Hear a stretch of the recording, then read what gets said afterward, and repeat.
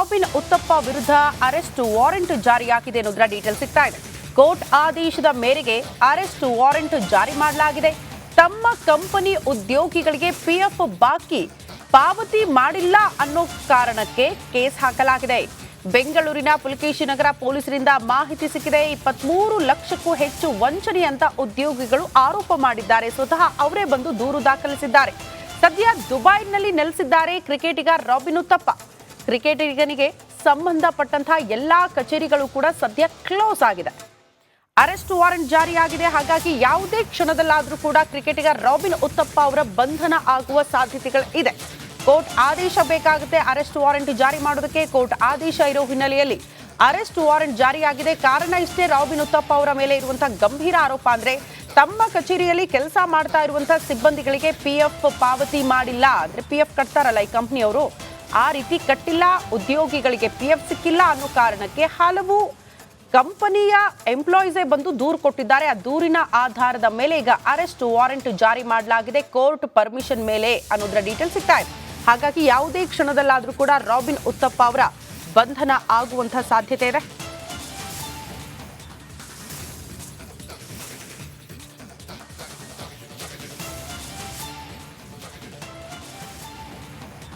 ಬೆಳಗಾವಿಯಿಂದ ಬೆಂಗಳೂರಿಗೆ ಸಿಟಿ ರವಿ ಆಗಮಿಸಿದ್ದಾರೆ. ಪಕ್ಷದ ನಾಯಕರು ಕಾರ್ಯಕರ್ತರಿಗೆ ಎಂಎಲ್ಸಿ ಸಿಟಿ ರವಿ ಧನ್ಯವಾದ ಹೇಳಿದ್ರು. ನ್ಯಾಯಕ್ಕಾಗಿ ನಾವು ಹೋರಾಟ ಮುಂದುವರಿಸ್ತೀವಿ ಅಂತ ಕೂಡ ಹೇಳಿದ್ದಾರೆ. ಸದನದಲ್ಲಿ ದಾಖಲಾತಿ ನೋಡಿ ಸಭಾಪತಿಗಳೇ ತೀರ್ಪು ಕೊಟ್ಟರು. ಪರಿಷತ್ನಲ್ಲಿ ಆಡಿಯೋ ವಿಡಿಯೋ ಎಲ್ಲ ರೆಕಾರ್ಡ್ ಆಗುತ್ತೆ, ಇದೆಲ್ಲ ಪರಿಶೀಲನೆ ಮಾಡಿ ಏನೂ ಇಲ್ಲ ಅಂತ ಸಭಾಪತಿ ಹೇಳಿದ್ರು. ಆದ್ರೂ ನನ್ನ ಮಾಹಿತಿ ಇಲ್ಲದ ಹಾಗೆ ನನ್ನನ್ನು ಅರೆಸ್ಟ್ ಮಾಡಿಬಿಟ್ರು. ನನ್ನ ಮೇಲೆ 3 ಬಾರಿ ಅಟ್ಯಾಕ್ ಆಯಿತು ಅಂತ ಸಿಟಿ ರವಿ ಆಕ್ರೋಶ ವ್ಯಕ್ತಪಡಿಸಿದ್ದಾರೆ. ಕಾನೂನು ಸಿಟಿ ರವಿಗೊಂದು ಹೆಬ್ಬಾಳ್ಕರ್ಗೊಂದ ಅನ್ನೋದನ್ನ ಅವರು ಪ್ರಶ್ನೆ ಮಾಡ್ತಿದ್ದಾರೆ. ಕಾಂಗ್ರೆಸ್ ಶಾಸಕರ ಮೇಲೆ ಅತ್ಯಾಚಾರ ಕೇಸ್ ಇಲ್ವಾ? ಅತ್ಯಾಚಾರ ಇದಕ್ಕಿಂತ ದೊಡ್ಡದಲ್ವಾ ಅಂತ ಸಿಟಿ ರವಿ ಪ್ರಶ್ನೆ ಮಾಡಿದ್ದಾರೆ.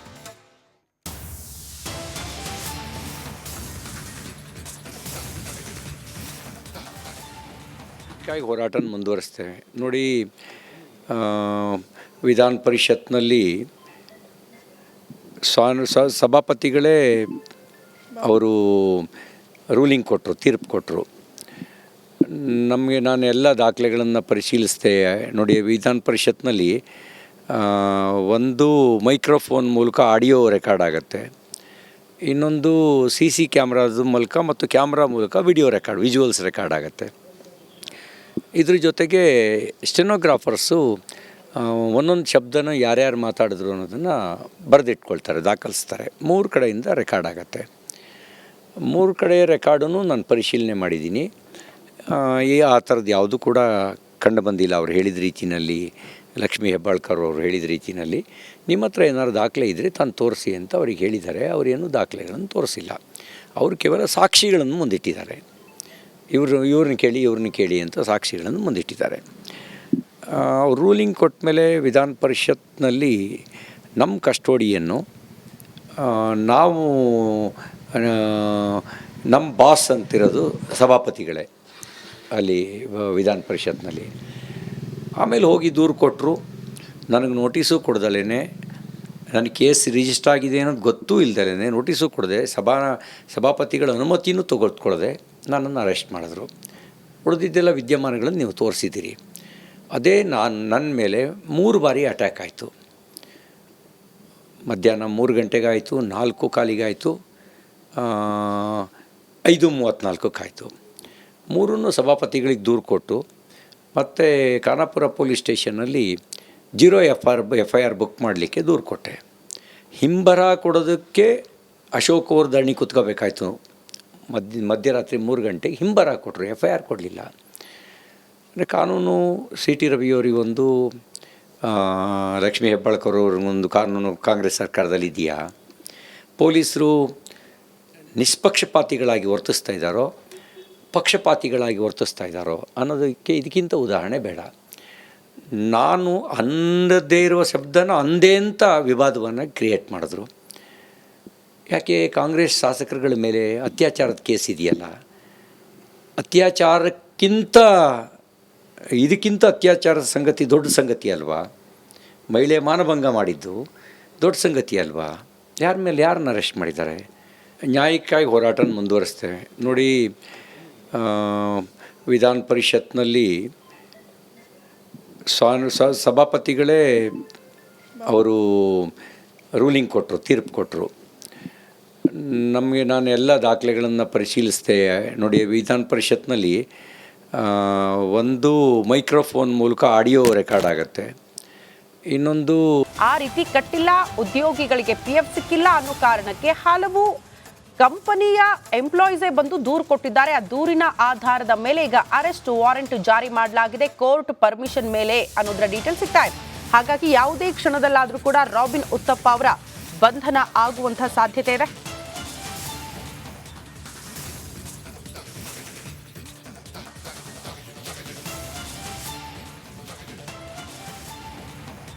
ಬೆಳಗಾವಿಯಿಂದ ಬೆಂಗಳೂರಿಗೆ ಸಿಟಿ ರವಿ ಆಗಮಿಸಿದ್ದಾರೆ. ಪಕ್ಷದ ನಾಯಕರು, ಕಾರ್ಯಕರ್ತರಿಗೆ MLC ಸಿಟಿ ರವಿ ಧನ್ಯವಾದ ಹೇಳಿದ್ರು.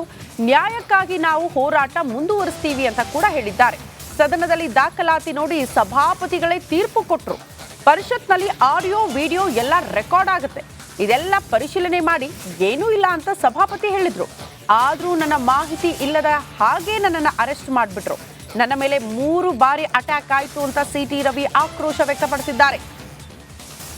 ಕಾನೂನು ಸಿಟಿ ರವಿಗೊಂದು, ಹೆಬ್ಬಾಳ್ಕರ್ಗೊಂದ ಅನ್ನೋದನ್ನ ಅವರು ಪ್ರಶ್ನೆ ಮಾಡ್ತಿದ್ದಾರೆ. ಕಾಂಗ್ರೆಸ್ ಶಾಸಕರ ಮೇಲೆ ಅತ್ಯಾಚಾರ ಕೇಸ್ ಇಲ್ವಾ? ಅತ್ಯಾಚಾರ ಇದಕ್ಕಿಂತ ದೊಡ್ಡದಲ್ವಾ ಅಂತ ಸಿಟಿ ರವಿ ಪ್ರಶ್ನೆ ಮಾಡಿದ್ದಾರೆ.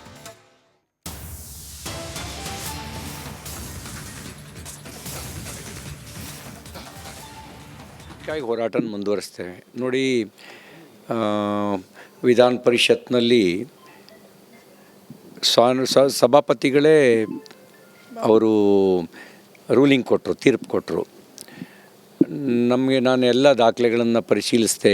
ನೋಡಿ, ವಿಧಾನ ಪರಿಷತ್ನಲ್ಲಿ ಒಂದು ಮೈಕ್ರೋಫೋನ್ ಮೂಲಕ ಆಡಿಯೋ ರೆಕಾರ್ಡ್ ಆಗುತ್ತೆ. ಇನ್ನೊಂದು CC ಕ್ಯಾಮ್ರಾದ ಮೂಲಕ ಮತ್ತು ಕ್ಯಾಮ್ರಾ ಮೂಲಕ ವಿಜುವಲ್ಸ್ ರೆಕಾರ್ಡ್ ಆಗುತ್ತೆ. ಇದ್ರ ಜೊತೆಗೆ ಸ್ಟೆನೋಗ್ರಾಫರ್ಸು ಒಂದೊಂದು ಶಬ್ದನ ಯಾರ್ಯಾರು ಮಾತಾಡಿದ್ರು ಅನ್ನೋದನ್ನು ಬರೆದಿಟ್ಕೊಳ್ತಾರೆ, ದಾಖಲಿಸ್ತಾರೆ. 3 ಕಡೆಯಿಂದ ರೆಕಾರ್ಡ್ ಆಗುತ್ತೆ. 3 ಕಡೆ ರೆಕಾರ್ಡನ್ನು ನಾನು ಪರಿಶೀಲನೆ ಮಾಡಿದ್ದೀನಿ. ಆ ಥರದ್ದು ಯಾವುದೂ ಕೂಡ ಕಂಡು ಬಂದಿಲ್ಲ. ಅವ್ರು ಹೇಳಿದ ರೀತಿಯಲ್ಲಿ, ಲಕ್ಷ್ಮೀ ಹೆಬ್ಬಾಳ್ಕರ್ ಅವರು ಹೇಳಿದ ರೀತಿಯಲ್ಲಿ.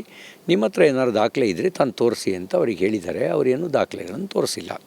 ಅವರು ಕೇವಲ ಸಾಕ್ಷಿಗಳನ್ನು ಮುಂದಿಟ್ಟಿದ್ದಾರೆ. ಇವ್ರನ್ನ ಕೇಳಿ ಅಂತ ಸಾಕ್ಷಿಗಳನ್ನು ಮುಂದಿಟ್ಟಿದ್ದಾರೆ. ಅವ್ರು ರೂಲಿಂಗ್ ಕೊಟ್ಟ ಮೇಲೆ ವಿಧಾನ ಪರಿಷತ್ನಲ್ಲಿ ನಮ್ಮ ಕಸ್ಟೋಡಿಯನ್ನು ನಾವು ನಮ್ಮ ಬಾಸ್ ಅಂತಿರೋದು ಸಭಾಪತಿಗಳೇ ಅಲ್ಲಿ ವಿಧಾನ ಪರಿಷತ್ನಲ್ಲಿ. ಆಮೇಲೆ ಹೋಗಿ ದೂರು ಕೊಟ್ಟರು.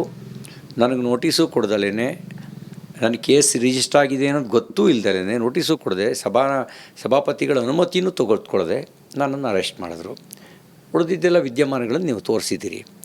ಅದೇ ನನ್ನ ಮೇಲೆ 3 ಬಾರಿ ಅಟ್ಯಾಕ್ ಆಯಿತು. ಮಧ್ಯಾಹ್ನ 3 ಗಂಟೆಗಾಯಿತು, 4:15 5:34 ಮೂರನ್ನು ಸಭಾಪತಿಗಳಿಗೆ ದೂರು ಕೊಟ್ಟು ಮತ್ತು ಖಾನಾಪುರ ಪೊಲೀಸ್ ಸ್ಟೇಷನ್ನಲ್ಲಿ 0 FIR ಬುಕ್ ಮಾಡಲಿಕ್ಕೆ ದೂರು ಕೊಟ್ಟೆ. ಹಿಂಬರ ಕೊಡೋದಕ್ಕೆ ಅಶೋಕ್ ಅವ್ರ ದಣಿ ಕೂತ್ಕೋಬೇಕಾಯ್ತು. ಮಧ್ಯರಾತ್ರಿ 3 ಗಂಟೆಗೆ ಹಿಂಬರ ಕೊಟ್ಟರು, FIR ಕೊಡಲಿಲ್ಲ. ಅಂದರೆ ಕಾನೂನು ಸಿಟಿ ರವಿಯವರಿಗೊಂದು, ಲಕ್ಷ್ಮೀ ಹೆಬ್ಬಾಳ್ಕರ್ ಅವ್ರಿಗೊಂದು ಕಾನೂನು ಕಾಂಗ್ರೆಸ್ ಸರ್ಕಾರದಲ್ಲಿ ಇದೆಯಾ? ಪೊಲೀಸರು ನಿಷ್ಪಕ್ಷಪಾತಿಗಳಾಗಿ ವರ್ತಿಸ್ತಾ ಇದ್ದಾರೋ, ಪಕ್ಷಪಾತಿಗಳಾಗಿ ವರ್ತಿಸ್ತಾ ಇದ್ದಾರೋ ಅನ್ನೋದಕ್ಕೆ ಇದಕ್ಕಿಂತ ಉದಾಹರಣೆ ಬೇಡ. ನಾನು ಅಂದದೇ ಇರುವ ಶಬ್ದನ ಅಂದೇ ಅಂತ ವಿವಾದವನ್ನು ಕ್ರಿಯೇಟ್ ಮಾಡಿದ್ರು. ಯಾಕೆ ಕಾಂಗ್ರೆಸ್ ಶಾಸಕರುಗಳ ಮೇಲೆ ಅತ್ಯಾಚಾರದ ಕೇಸ್ ಇದೆಯಲ್ಲ, ಇದಕ್ಕಿಂತ ಅತ್ಯಾಚಾರದ ಸಂಗತಿ ದೊಡ್ಡ ಸಂಗತಿ ಅಲ್ವಾ? ಮಹಿಳೆ ಮಾನಭಂಗ ಮಾಡಿದ್ದು ದೊಡ್ಡ ಸಂಗತಿ ಅಲ್ವಾ? ಯಾರ ಮೇಲೆ ಯಾರನ್ನ ಅರೆಸ್ಟ್ ಮಾಡಿದ್ದಾರೆ? ನ್ಯಾಯಕ್ಕಾಗಿ ಹೋರಾಟ ಮುಂದುವರಿಸ್ತೇವೆ. ನೋಡಿ, ವಿಧಾನ ಪರಿಷತ್ನಲ್ಲಿ ಸಭಾಪತಿಗಳೇ ಅವರು ರೂಲಿಂಗ್ ಕೊಟ್ಟರು, ತೀರ್ಪು ಕೊಟ್ಟರು. ನಾನು ಎಲ್ಲ ದಾಖಲೆಗಳನ್ನು ಪರಿಶೀಲಿಸಿದೆ. ನೋಡಿ, ವಿಧಾನ ಪರಿಷತ್ನಲ್ಲಿ ಒಂದು ಮೈಕ್ರೋಫೋನ್ ಮೂಲಕ ಆಡಿಯೋ ರೆಕಾರ್ಡ್ ಆಗುತ್ತೆ. ಇನ್ನೊಂದು